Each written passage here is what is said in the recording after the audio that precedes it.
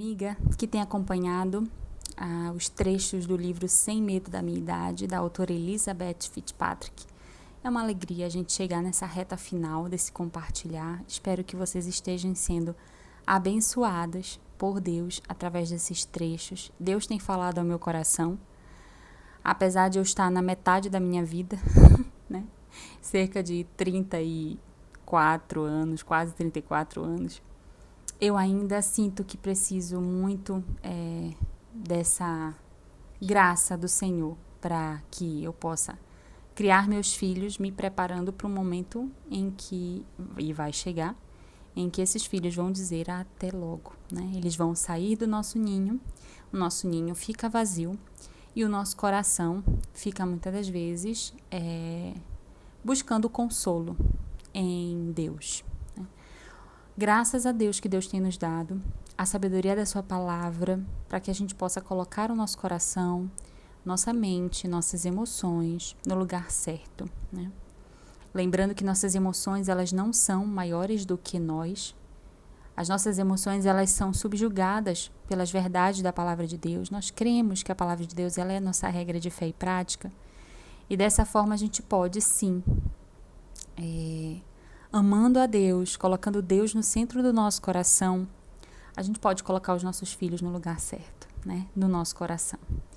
Eles não são o centro, né? O nosso marido não é o centro é Cristo. Então, da feita em que a gente entende que o centro do nosso coração é habitado pelo Senhor, precisa ser habitado pelo Senhor, perder filhos, perder casa, perder esposo, isso não tira nossa razão de existir. Isso apenas nos entristece, nos faz chorar, né? Nos faz soluçar durante a madrugada. Mas, ao mesmo tempo, nós confiamos em um Deus que é poderoso, um Deus que é maravilhoso e um Deus que nos faz enfrentar esses momentos do entardecer da vida com esperança e coragem. Então, vamos continuar o nosso compartilhar?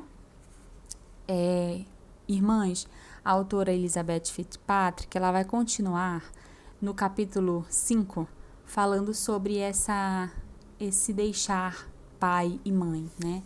A gente falou no episódio 1 sobre a saída de casa, né?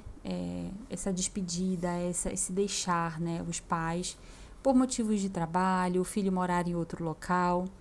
E no episódio 2, nós falamos sobre quando você se casa, né? O papel que o seu marido tem e o papel que você, como esposa, tem na vida do seu esposo, de ocupar e de preencher aquele espaço, né, de companheirismo que ele precisa, que todos nós precisamos. Vimos também no episódio 2, quando a autora vai falar sobre a mulher virtuosa no entardecer da vida. A mulher virtuosa no entardecer da vida, ela é uma mulher ativa. Muitas das vezes você não tem como ser uma mulher muito ativa quando seus filhos são muito pequenos. Mas quando seus filhos deixam seu lar, por exemplo, que eles crescem ou se casam, ou vão morar sozinhos, ou morar em outros locais, né, em outro país, por exemplo, você vai ter um tempo muito maior de servir a sua igreja, né, que você não tinha quando suas crianças eram pequenas, né? Então, que alegria a gente entender que o momento do entardecer da vida não é um momento de tristeza profunda, é um momento de nós mudarmos as nossas atividades para que a gente possa continuar sendo mulheres que vivam para a glória de Deus, que produzam para o reino de Deus, que abençoem outras pessoas através de obras de caridade, obras de misericórdia. Então, no episódio 3, que é o episódio de hoje, vamos falar sobre esse deixar pai e mãe, né? Por que é tão doloroso? Por que para nós que somos mães, quando a gente tem o nosso ninho vazio, por que é tão difícil? Por que há tantos conflitos entre noras e sogras, por exemplo, né? Por que é tão difícil para a mãe entender que a partir de agora ela não vai mais dizer ao seu filho ou à sua filha tudo o que ele tem que fazer, mesmo que sejam conselhos muito bons, mas por que ela não é? Por que ele cresceu? Por que ele não é mais o meu filhinho? Eu sei o que é melhor para ele. É assim que nós pensamos, né? Então, como que isso interfere no casamento dos nossos filhos? De que maneira a gente pode corrigir isso e poder ser, né, sogra, no caso dos maridos, sogro, que é bênção na vida dos seus filhos, né? E daqueles filhos que são inseridos na família, que são aqueles que se casam com nossos filhos, né? Então, vamos lá para os nossos trechos, né, do livro. A autora ela vai começar, né, com Gênesis 2, não podia ser diferente, Gênesis 2, 24. Por isso deixa o homem pai e mãe e se une à sua mulher, tornando-se os dois uma só carne. A autora ela vai falar que esse deixar, ele é deixar mesmo, né, que muitas das vezes o sogro e a sogra não entendem esse deixar.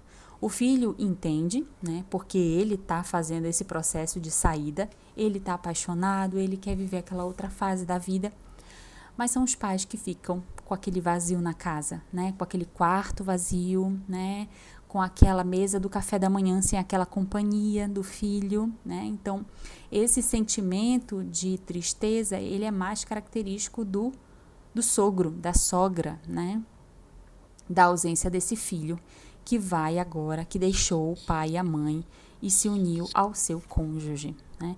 Então, essas mudanças acontecem o tempo inteiro. Quando você é mãe de criança pequena, você e seu marido são o centro da fotografia e os seus filhos estão ali ao seu redor. Quando seus filhos se casam, a nossa dificuldade é olhar para aquelas imagens e perceber que nós não somos mais o centro, mas nós continuamos na fotografia. Agora, a perspectiva dessa fotografia ela vai mudar. Mas ela vai mudar por algo que é muito maravilhoso, que é a continuidade da vida. E aí a autora ela vai falar, né, que o doloroso para nós é que essa família ela vai se desenvolver, essa nova família que está surgindo, né, ela vai se desenvolver longe de você, ela vai se desenvolver dissociada de você. Então, a gente tem que se esforçar para ajudar nossos filhos nesse deixar.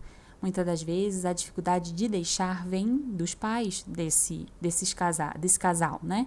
Então, tanto a mãe do noivo, o pai do noivo, quanto a mãe e o pai da noiva têm essa dificuldade de deixar. Mas, às vezes, a dificuldade é do filho, é do cônjuge, que ele não quer deixar a casa da mãe como ele deveria. Esse deixar, ele precisa ser um deixar que leve em consideração que a partir de agora eu tenho que resolver meus problemas e assumir meus compromissos. A responsabilidade de gerenciar uma casa, ela não está mais sobre as costas dos meus pais, ela está sobre as minhas costas, né? Então, é difícil ficar de braços cruzados, às vezes, né? Para um pai e para uma mãe, é difícil ficar de braços cruzados. A gente sabe disso. Quando vê, por exemplo, que os filhos não estão tomando decisões sábias. Mas o que acontece é que no nosso coração a gente precisa começar a confiar naquilo que nós ensinamos aos nossos filhos. A gente precisa deixar ver, deixar aparecer todos aqueles momentos onde a gente gastou tempo ensinando, exortando. E esse é um ponto tenso para o coração ansioso, né? Porque você olha para o seu filho e você fica amedrontada, sem saber se o seu filho vai corresponder, se ele vai conseguir colocar em prática os ensinamentos que você colocou para ele, né? Durante toda a infância, adolescência e vida até uma parte da vida adulta. Outra faceta preocupante, diz Elyse Fitzpatrick, é o medo de que, se eles forem, talvez não precisem mais de mim. A realidade que todas nós precisamos enfrentar é a seguinte: a maternidade é inerentemente transitória. É a obsolescência programada. Esse é um pensamento assustador para mim, basicamente porque boa parte da minha existência girou em torno de meu papel de mãe. Então, a própria autora, ela compartilha os medos dela conosco e ela fala que esse amadurecimento, ele veio com o tempo. Ela se viu na necessidade de entender que ela não era mais a pessoa que ia orientar, programar, associar as agendas de todos, né? Agora todos iam ter agendas diferentes, porque moravam em lares diferentes, porque estavam em momentos da vida diferentes, né? Uns já tinham filhos, outros não, né? Então, isso gera no nosso coração um ponto de tensão. E somente o Espírito Santo do Senhor pode nos apontar para aquilo que nós precisamos observar. Então, a autora ela vai começando a mostrar que essas mudanças ensinam sobre o amor de Deus, pela multiplicação e pelo crescimento. Veja, se você não deixar seu filho seguir sua vida, ele nunca vai se multiplicar, né? Se nós não permitirmos que os nossos filhos se casem, se a gente relutar, se a gente colocar, né, empecilhos quando eles não são para serem colocados, né, quando há um casamento segundo a vontade de Deus, mas se a gente tornar isso mais difícil do que deveria ser, a gente está dizendo que é contra esse crescimento e essa multiplicação que Deus deixou para todos nós. É um mandamento que Deus colocou, né? Multiplicai-vos e enchei a terra, lá em Gênesis, né? Quando Deus vai dizer para Adão e Eva, não só se juntarem, mas multiplicarem, sede fecundos, né? E multiplicarem-se. Então, cada célula do meu corpo, ela precisa se dividir para criar novas células vivas. Então, pense nessa ideia, a autora fala. Por um instante, sem um constante deixar e um constante unir-se, a vida deixaria de existir. Por que pensamos que em nossa vida isso seria diferente? Né? Então, a autora vai colocar o significado de ir embora para quem é deixado para trás. Né? Então, a autora ela vai falar como eu vou refletir, como eu vou sobreviver, como eu vou agora sobreviver com essa casa vazia, sem os meus filhos, sem as minhas filhas, né? Então, ela fala que nós não vamos dar conta se a gente confiar somente nas nossas próprias forças, né? Em momentos assim, precisamos querer que talvez a decisão dele seja melhor, né? E que Deus está, né, orientando eles para que eles possam prosseguir com a sua própria história, né? Então, quando nossos filhos eles têm dificuldades, quando são dificuldades com netos, a gente quer aconselhar, quer que a nossa opinião tenha validade, né? Mas a gente precisa entender que eles deixaram, né? Deixaram a nós e se uniram a outra, né? Se uniram ao seu cônjuge. Para terminar, eu queria ler um trecho que eu achei muito bonito, que ela vai fazer o desfecho do capítulo, né? Ela fala assim: talvez você sinta tanto amor por seu filho que não consegue suportar a sua partida. Em casos tais, podemos aprender em 1 Coríntios 13, que nos ensina que o amor autêntico não foca em si mesmo, mas anseia pelo que é melhor para a pessoa amada. O melhor para seu filho ou sua filha é um relacionamento santo, amoroso e comprometido com o cônjuge, sendo uma só carne, um relacionamento no qual seu filho ou sua filha busca direcionamento, encorajamento e consolação, em primeiro lugar do Senhor e em segundo lugar do cônjuge. É provável que você continue a ter um lugar nessa foto, mas não no centro, e é justo e piedoso que seja assim. E ela vai nos falar, né, essa maravilhosa celebração de casamento, nos uniremos, né? Então, ela vai falar que quando nós nos casarmos ela vai falar que quando Cristo retornar, haverá o casamento a união entre Cristo e sua igreja, né? O noivo e a noiva. E nós nos uniremos com o nosso Salvador, né? E seremos um só espírito com Ele, de modo que fará com que todas as aflições que experimentamos aqui valham a pena. Viva a luz dessa verdade enquanto estiver refletindo sobre seu relacionamento com seus filhos e cônjuges. Regozije-se no maravilhoso plano do Senhor para você e permita que seus filhos vivam a nova realidade que Deus projetou para eles. Agora, a autora Elizabeth Patrick, ela vai se voltar para os avós, né? Então, ela vai, no capítulo, ela pode me chamar de Mimi, ela vai apresentar o exemplo de Noemi, lá em Ruth 4:16, que era uma mulher dita, né, que se auto-intitulava uma mulher de muito sofrimento, né? Inclusive, ela sugeriu que não chamassem ela de Noemi, mas que chamassem ela de Mara, né? Porque com muitos sofrimentos Deus a tinha entristecido, né? Para Elizabeth Patrick, ela vai pegar o exemplo de Noemi para mostrar como os netos eles podem ser bênção e trazerem alegria e regozijo para o coração dos avós, né? E aí, por isso o título, Pode Me Chamar de Mimi, que é assim que os netos dela chamam ela, né?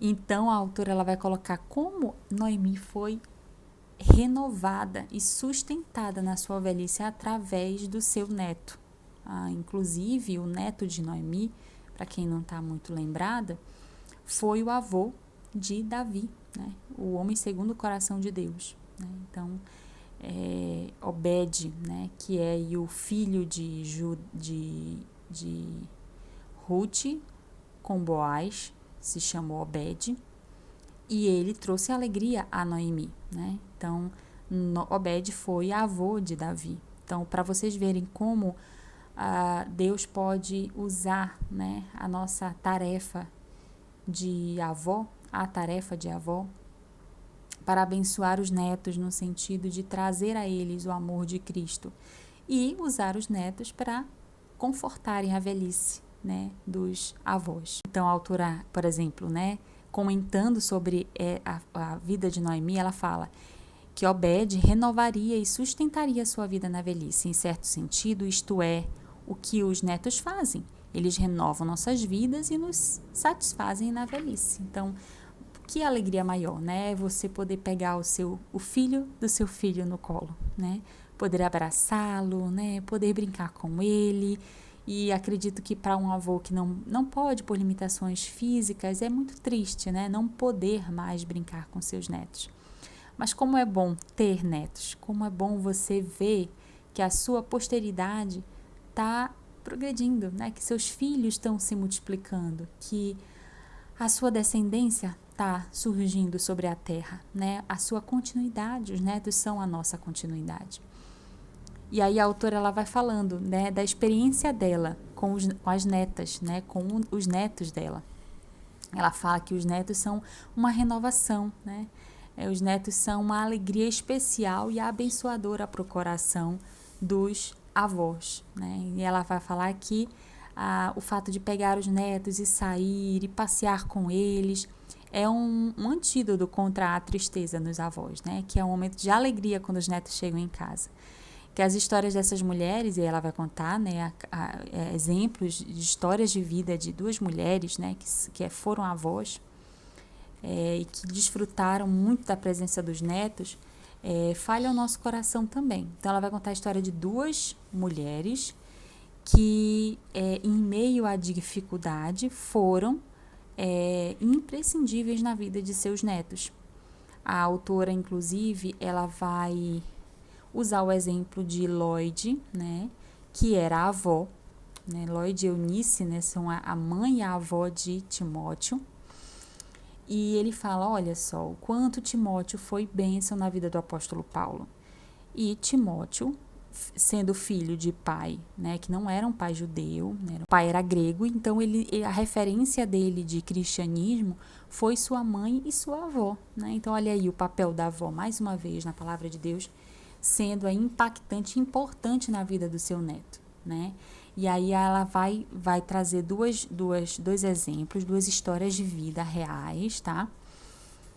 De duas avós que tiveram que, em um certo sentido,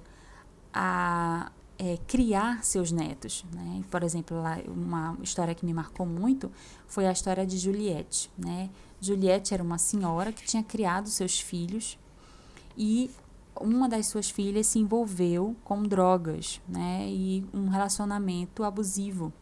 Então, as duas crianças, os dois netinhos dela, ficaram à mercê desses pais abusivos, né, e usuários de drogas. Então, ela tomou essas crianças para cuidar deles, né.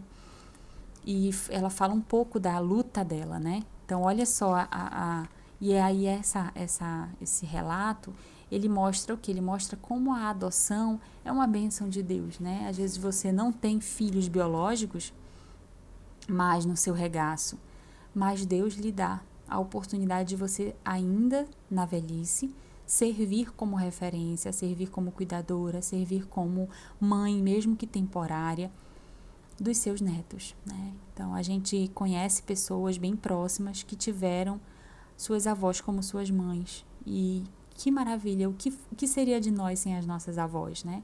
O que seria dessas crianças sem as suas avós? E aí a autora vai encerrar esse capítulo dizendo: imagino que a avó de Timóteo, Lloyd, era uma mulher preocupada com o bem-estar de seu querido neto. Ele era um jovem tímido e reservado que queria seguir as leis de Jeová, mas seu pai não permitia que ele fosse circuncidado. Sem dúvida, Lloyd se perguntava o que acontecerá com essa fé. Mas Deus tinha um plano para Timóteo e foi capaz de salvá-lo, mesmo tendo um pai incrédulo. Você e eu podemos ter certeza de que Deus pode nos usar para levar nossos netos para si mesmo ou pode usar nosso ministério de evangelismo. Mas você pode descansar sabendo que o Senhor está no controle da situação e que Ele ouve as súplicas que nascem do coração de uma avó. Esses pequenos netos sentem o amor e o compromisso que temos com eles e eles simplesmente respondem a isso. São anos preciosos e seja qual for a circunstância em que você se encontre, o Senhor pode usar sua influência para impactar suas almas eternas.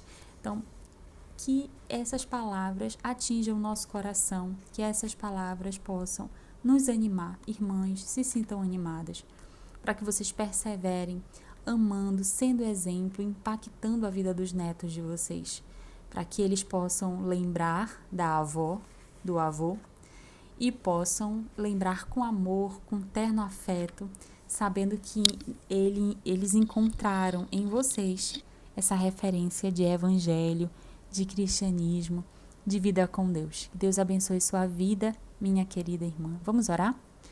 Pai querido e eterno, te agradecemos porque podemos falar de Ti, podemos falar sobre o Senhor.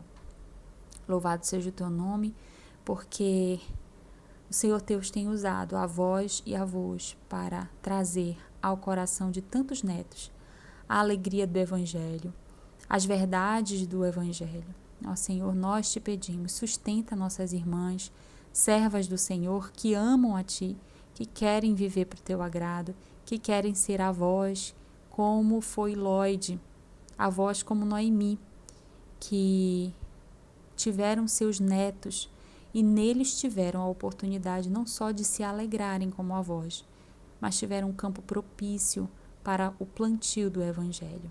Anima as minhas irmãs em Cristo, me anima, para que quando chegarem a nossa vez de sermos avós, que o nosso coração possa ser permeado pelas verdades da Tua Palavra e que possamos não só amar, mas possamos amar e pregar através do nosso carinho, do nosso amor e até das nossas palavras para as nossas pequenas crianças.